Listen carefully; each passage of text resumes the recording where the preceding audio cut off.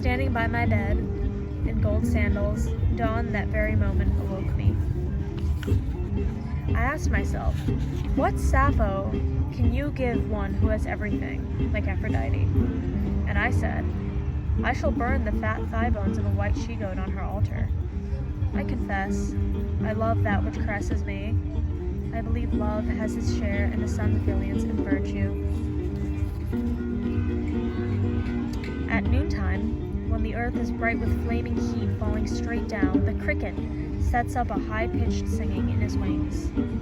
I took my lyre and said, come now, my heavenly tortoiseshell, become a speaking instrument. Although they are only breath, words which I command are immortal. That afternoon, girls ripe to marry wove the flower heads into necklaces. We heard them chanting, young Adonis is dying. O Cytherea, what shall we do now? Batter your breasts with your fists, girls, tatter your dresses. It's no use, mother dear, I can't finish my weaving. You may blame Aphrodite, soft as she is. She has almost killed me with love for that boy. People do gossip, and they say about Leda that she once found an egg hidden under wild hyacinths. Peace reigned in heaven. Ambrosia stood already mixed in the wine bowl. It was Hermes who took up the wine jug and poured wine for the gods. When I saw Eros on his way down from heaven, he wore a soldier's cloak dyed purple. You are the herdsman of evening, Hesperus. You heard homeward whatever dawn's light dispersed. You heard sheep, heard goats, heard children home to their mothers.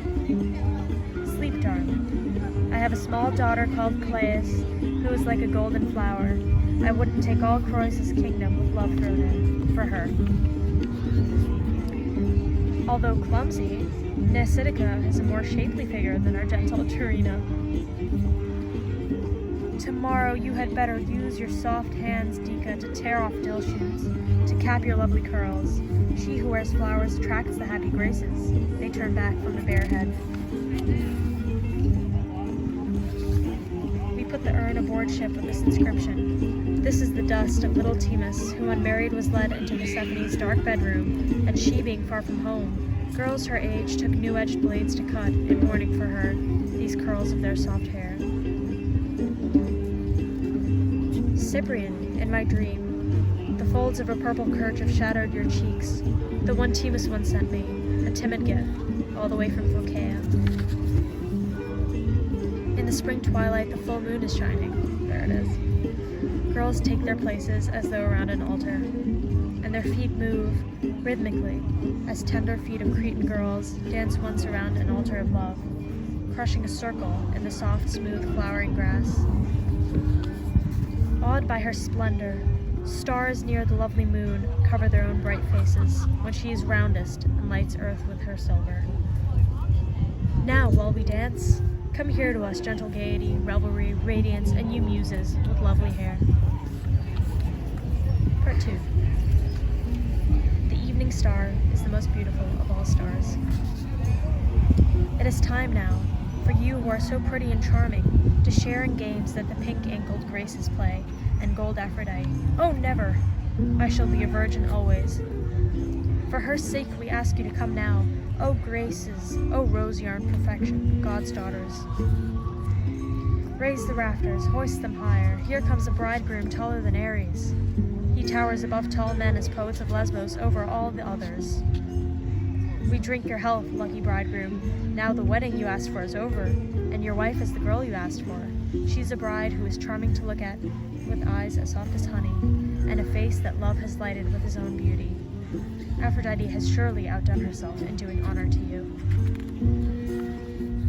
Bridesmaids' Carol 1. O bride, brimful of rosy little loves, O brightest jewel of the queen of Paphos, come now to your bedroom, to your bed, and play there, sweetly, gently, with your bridegroom. And may Hesperus lead you not at all unwilling, until you stand wondering before the silver throne of Hera, queen of marriage. Bridesmaids' Carol 2. Virginity, oh my virginity, where will you go when I lose you? I'm off to a place I shall never come back from, dear bride. I shall never come back to you, never. They're locked in. Oh, the doorkeeper's feet are 12 yards long. 10 shoemakers used 5 ox hides to cobble sandals for them. Lament for a maidenhead. Like a quince apple ripening on a top branch in a treetop. Not once noticed by harvesters, or if not unnoticed, not reached. Like a hyacinth in the mountains, trampled by shepherds until only a purple stain remains on the ground. You wear her livery, shining with gold, you too, Hecate, queen of night, handmaid to Aphrodite. Why am I crying? Am I still sad because of my lost maidenhead? Part 3. You know the place. Then leave Crete and come to us, waiting where the grove is pleasantest, by precincts sacred to you. Incense smokes on the altar, cold streams murmur through the apple branches. A young rose thicket shades the ground, and quivering leaves pour down deep sleep. In meadows where horses have grown sleek among spring flowers, dill scents the air. Queen, Cyprian, fill our gold cups with love, stirred into clear nectar. Prayer to my Lady of Paphos, dapple-throned Aphrodite, eternal daughter of God, snare knitter, don't, I beg you, cow my heart with grief. Come as once when you heard my far-off cry, and listening, stepped from your father's house to your gold car, to yoke the pair whose beautiful thick-feathered wings, oaring down mid-air from heaven, carried you to light swiftly on dark earth. Then, blissful one, smiling your immortal smile, you asked, what ailed me now that made me call you again? What was it that my distracted heart most wanted? Whom has persuasion to bring round now to your love? Who, Sappho, is unfair to you? For let her run, she will soon run after. If she won't accept gifts, she will one day give them. And if she won't love you, she soon will love, although unwillingly. If ever, come now, relieve this intolerable pain. What my heart most hopes will happen, make happen. You yourself join forces on my side. He is more than a hero, he is a god in my eyes. The man who is allowed to sit beside you. He who listens intimately to the sweet murmur of your voice, the enticing laughter that makes my own heart beat fast. If I meet you suddenly, I can't speak. My tongue is broken. A thin flame runs under my skin. Seeing nothing, hearing only my own ears drumming. I drip with sweat. Trembling shakes my body, and I turn paler than dry grass. At such times, death isn't far from me. Yes, Athos, you may be sure even in Sardis, Anactoria will think often of us and the life we shared here, when you seemed the goddess incarnate to her and your singing pleased her best. Now among Lydian women, she in her turn stands first as the red-fingered moon, rising at sunset, takes precedence over stars around her. Her light spreads equally on the salt sea and fields thick with blue. Delicious dew pours down to freshen roses, delicate thyme and blossoming sweet clover. She wanders aimlessly, thinking of a gentle Athos, her heart hanging heavy with longing in her little breast. She shouts aloud, "Come!" We know it. Thousand-eared night repeats that cry across the sea, shining between us. To an army wife in Sardis. Some say a cavalry corps, some infantry, some, again, will maintain that the swift oars of our fleet are the finest sight on dark earth.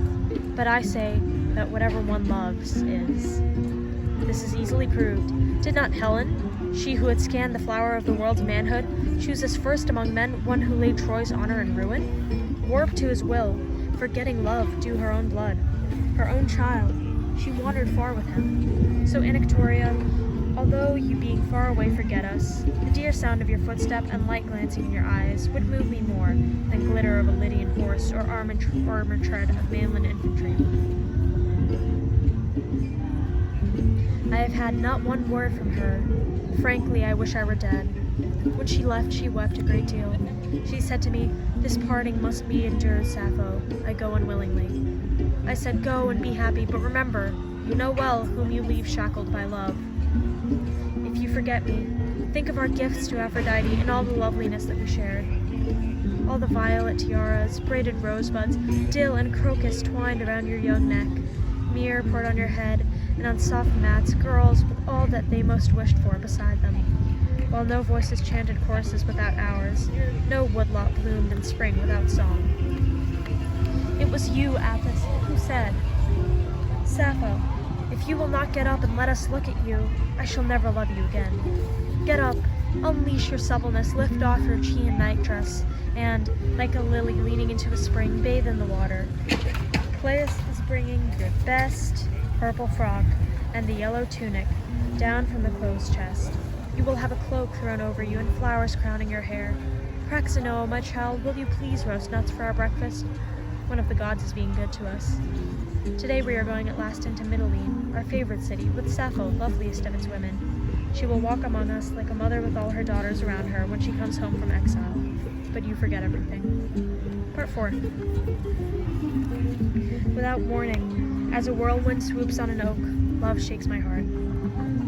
If you will come, I shall put out new pillows for you to rest on. Thank you, my dear, you came, and you did well to come. I needed you.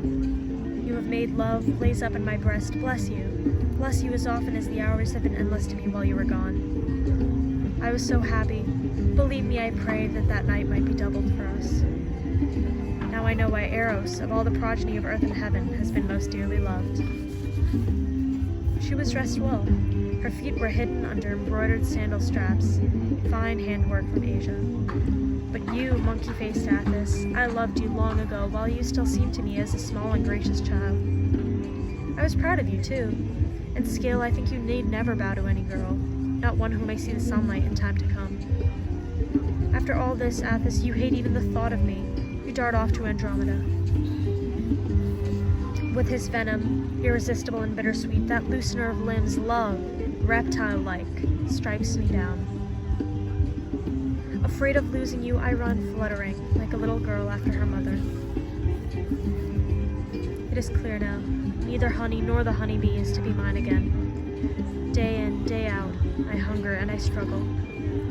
You will say, see, I have come back to the soft arms I turned from in the old days. Tell me, out of all mankind, whom do you love better than you love me? I said, Sappho, enough. Why try to move a hard heart? You may forget, but let me tell you this. Someone in some future time will think of us. Pain penetrates me drop by drop. Part 5. The nightingales, the soft-spoken announcer of spring's presence. Last night, I dreamed I had you, and I had words, Cyprian. Tonight I've watched the moon, and then the Pleiades go down. The night is now half gone, youth goes, I am in bed alone. Persuasion, Aphrodite's daughter, you cheat mortals. Many's the time I've wished I, oh gold-crowned Aphrodite, had luck like that. At my age, why does the swallow of heaven, daughter of King Pandion, bring news to plague me? That was different. My girlhood then was in full bloom, and you. This way, that way, I do not know what to do, I am of two minds. My lovely friends, how could I change towards you who are so beautiful? I ask you, sir, to stand face to face with me as a friend would. Show me the favor of your eyes. Of course I love you, but if you love me, marry a young woman. I couldn't stand it to live with a young man, I being older. Yes, it is pretty, but come, dear, need you pride yourself that much on a ring? I hear that Andromeda, that hayseed in her hayseed finery, has put a torch to your heart, and she without even the art of lifting her skirt over her ankles. Well, Andromeda has got herself a fair exchange. Sappho, when some fool explodes rage in your breast, hold back that yapping tongue. Strange to say, those whom I treated well are those who do me the most injury now. I taught the talented, and furthermore I did well in instructing Hero, who was a girl track star from Gyara. Really, Giorgio, my disposition is not at all spiteful. I have a childlike heart. As you love me, Cypris, make her find even you too bitter. Make her stop her loud-mouthed bragging. See, twice now Doricha has arrived at just such love as she wanted. Greetings to Giorgio. I salute, madam, the descendant of many great kings a great many times. Rich as you are, death will finish you. Afterwards no one will remember or want you. You had no share in the Pierian roses. You will flitter, invisible, among the indistinct dread in Hell's palace, darting fitfully. Don't ask me what to wear. I have no embroidered headband from Sardis to give you plays, such as I wore. And my mother always said that in her day a purple ribbon looped in the hair was thought to be high style indeed, but we were dark. A girl whose hair is yellower than torchlight should wear no headdress but fresh flowers. Part 6. If you are squeamish, don't prod the beach rubble. Before they were mothers, Leto and Niobe had been the most devoted of friends. Experience shows us wealth unchaperoned by virtue is never an innocuous neighbor. We know this much. Death is an evil. We have the gods' word for it. They too would die if death were a good thing. Say what you please, gold is God's child. Neither worms nor moths eat gold. It is much stronger than a man's heart. Then the god of war, Ares, boasted to us that he could haul off Hephaestus, master of the forges, by sheer force. As for the exiles, I think they had never found you peace more difficult to endure. In memory of Pelagon, a fisherman, his father Meniscus placed here a fish basket and oar, tokens of an unlucky life. Do you remember how a golden broom grows on the sea breaches? Be kind to me, Gondilla. I ask only that you wear the cream white dress when you come. Desire darts about your loveliness, drawn down in circling flight at sight of it, and I am glad. Drawn down in circling flight at sight of it, and I am glad, although once I too quarreled with Aphrodite, to whom I pray that you will come soon. You remind me of a very gentle little girl I once watched picking flowers. When they were tired, night rained her thick dark sleep upon their eyes. The gods bless you. May you sleep then on some tender girlfriend's breast. I have often asked you not to come now, Hermes Lord, you who lead the ghosts home, but this time I am not happy. I want to die, to see the moist lotus open along Ashera. It is the muses who have caused me to be honored. They taught me their craft. Must I remind you, Pleius, that sounds of grief are unbecoming in a poet's household, and that they are not suitable in ours? I have no complaint.